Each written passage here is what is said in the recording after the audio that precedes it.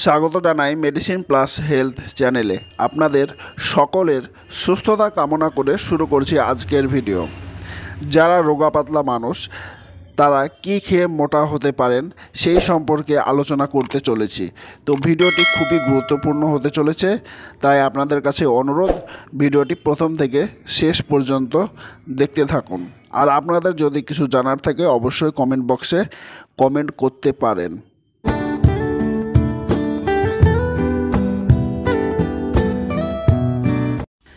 আমরা আলোচনা করতে চলেছি জোলিভ সিরাপ সম্পর্কে। জোলিভ সিরাপ ক্ষুধা বাড়াতে সাহায্য করে।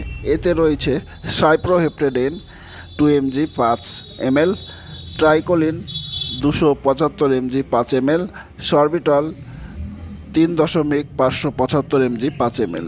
এই সিরাপটি তাদের জন্য ভালো হবে যাদের ক্ষুধা মন্দা, ওজন কমে যাওয়া তাদের জন্য। এটি রাসায়নিক পদার্থ সেরোটোনিনের ক্রিয়াকে বাধা দিয়ে কাজ করে, যা ক্ষুধা দমনকারী হিসাবে কাজ করে।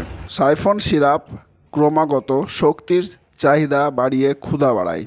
এই সিরাপটি যারা অপুষ্টিতে ভুগছে, যাদের ক্ষুধা মন্দা, রোগা পাতলা, অনিদ্রাজনিত সমস্যায় ভুগছেন তাদের জন্য খুবই উপকারী।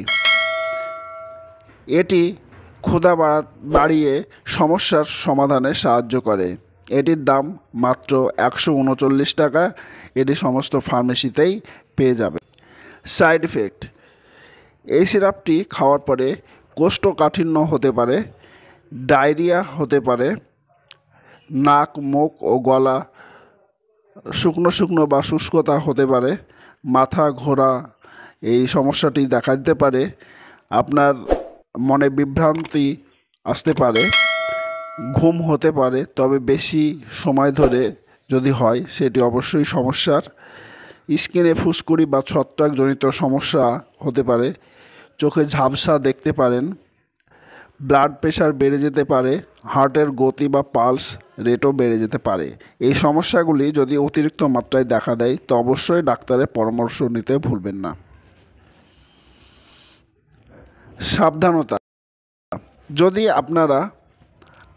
আপনার হাঁপানি থাকে, যদি চোখে ঝাপসা দেখেন, যদি হৃদরোগ থাকে, যদি রক্তচাপ বা ব্লাড প্রেশার বেশি থাকে, যদি কিডনিজনিত সমস্যা থাকে, যদি লিভারের সমস্যা থাকে, যদি আপনি গর্ভবতী হন বা যদি আপনি নবজাতক শিশুর মা হন, যদি আপনি গাড়ির চালক হন বা কলকারখানার কর্মী হন, যদি অন্য কোনো ওষুধ খাচ্ছেন, তাহলে এই ওষুধটি নেওয়ার আগে ডাক্তারের পরামর্শ মতো নেওয়াই ভালো।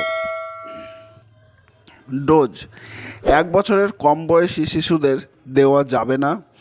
12 বছরের কম বয়সীদের বয়স অনুপাতে 5 ml করে দিনে 2 বার, সকাল এবং সন্ধ্যা, এবং প্রাপ্তবয়স্কদের জন্য 10 ml করে দিনে 2 বার, খাবার আগে। ডাক্তারের পরামর্শ ছাড়া কোনো ঔষধই নেওয়া উচিত নয়। আপনাদের জানার উদ্দেশ্যে এই ভিডিওটি। এই ওষুধটি বাচ্চা ও পোষ্য প্রাণীর থেকে দূরে রাখবেন। আর যাদের সাইপ্রোহেপ্টেডিন, ট্রাইকোলিন এবং সরবিটলে অ্যালার্জি আছে তারা অবশ্যই এই সিরাপটি এড়িয়ে চলুন। আর এই ছিল আজকের ভিডিও। তো ভিডিও যদি ভালো লেগে থাকে অবশ্যই আমার চ্যানেলটিকে সাবস্ক্রাইব করবেন। আর কিছু যদি জানার থাকে অবশ্যই কমেন্ট করবেন।